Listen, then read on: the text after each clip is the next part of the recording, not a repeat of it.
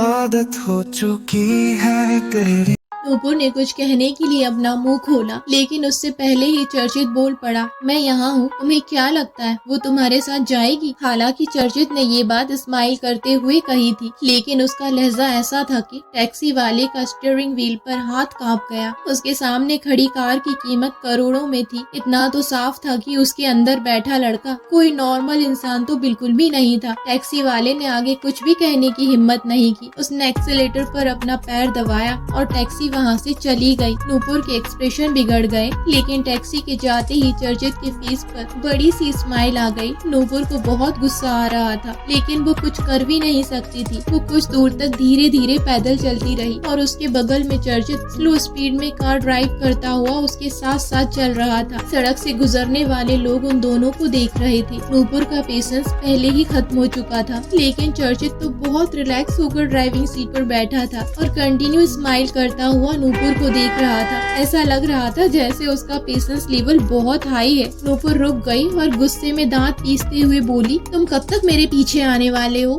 चर्चित तपाक से बोला, तुम चाहो तो मैं जिंदगी भर तुम्हारे पीछे चल सकता हूँ। एक सेकंड के लिए तो नूपुर अंदर तक कांप गई। उसे चर्चित से ऐसे जवाब की उम्मीद बिल्कुल भी नहीं थी और न ही उसे जिंदगी भर के लिए किए गए वादों पर यकीन था। उसने इरिटेट होकर कहा, अगर तुम्हें लगता है कि मैं तुम्हारी इंटरेस्टिंग बातों से इम्प्रेस हो जाऊंगी तो तुम बिल्कुल गलत हो। चर्चित हंसते हुए बोला, आई नो कि तुम मेरी बातों से इम्प्रेस नहीं होने वाली, बट मैं ये जानकर भी बहुत खुश हूँ। कम से कम तुम्हें मेरी बातें इंटरेस्टिंग तो लगी। यूँ तो नूपुर बहुत गुस्से में थी, लेकिन चर्चित की बात सुनकर उसे हल्की सी हंसी आ गई। उसने सोचा ये लड़का सच में बहुत जिद्दी है। लेकिन नूपुर की किस्मत बहुत खराब थी। सडनली तेज बारिश होने लगी। नूपुर ने चलना बंद कर दिया और रुक गई। चर्चित ने भी अपनी कार को रोक लिया और विंडो ग्लास से बाहर झांकते हुए बोला, तुम्हारे पास दो ऑप्शन है। पहला, तुम कार में आकर बैठ सकती हो और हम थोड़ी ही देर में तुम्हारे हॉस्टल पहुंच जाएंगे। दूसरा, तुम ऐसे ही पैदल चल सकती हो और 2-3 घंटे में हम दोनों फिर भी तुम्हारे हॉस्टल पहुंच ही जाएंगे। रात के लगभग 10 बज रहे थे और नूपुर को अब तक इतना तो समझ में आ ही गया था कि चर्चित के होते हुए कोई भी टैक्सी उसे बैठाने की हिम्मत नहीं करेगी। वो बहुत देर से बारिश में भीगते हुए चल रही थी और बारिश बढ़ती ही जा रही थी। वैसे भी समझदार इंसान तब नहीं लड़ता जब सिचुएशन उसके अगेंस्ट हो। नूपुर बाहर खड़े होकर कुछ देर तक सोचती रही। चर्चित समझ सकता था कि उसके माइंड में क्या चल रहा होगा। उसने हंसते हुए कहा, डोंट वरी, मैं लड़कियों को उनकी मर्जी के बिना नहीं छूता। नूपुर ने उसे घूर कर देखा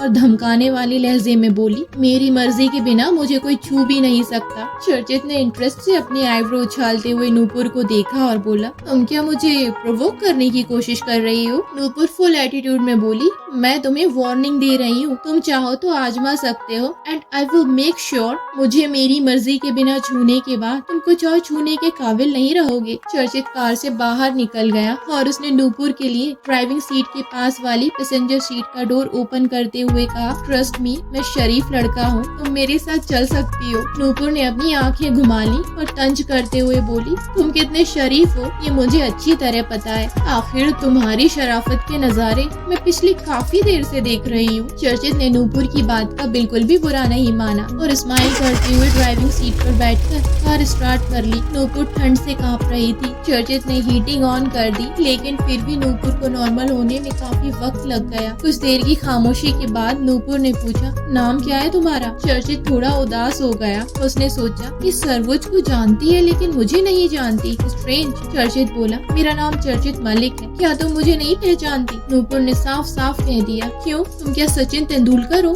जो मैं तुम्हें पहचानूं? नहीं, बट मुझे लगा शायद तुमने मुझे कहीं देखा हो। इतना कहकर चर्चित चुप हो गया। उसने आगे कुछ भी नहीं कहा और ड्राइव करता रहा। सारे रास्ते नूपुर विंडो ग्लास से बाहर देखती रही और चर्चित ड्राइव करता हुआ उसे ही देख रहा था। गोरा रंग, बड़ी बड़ी काली आंखें, घनी सी पलकें, पतली नाक, गुलाबी होंठ, कंधे तक की लेंथ के बालों को पीछे से समेटकर बांधी गई पोनीटेल, परफेक्ट फिगर, फेस पर कोई मेकअप नहीं, सिंपल से टॉप के साथ लेदर जैकेट और skin fitted jeans. Malik family Kapoor family के बाद देश की सबसे रिच फैमिली थी। चर्चित ने एक से बढ़कर एक खूबसूरत लड़कियां देखी थी, लेकिन उसने कभी नहीं सोचा था कि उसका दिल इस तरह की सिंपल और बूढ़ लड़की के लिए धड़केगा। नूपुर उन छुई मुई सी नाजुक लड़कियों की तरह बिल्कुल भी नहीं थी जो चर्चित ने आज तक देखी थी। नूपुर के अंदर गजब का कॉन्फिडेंस था।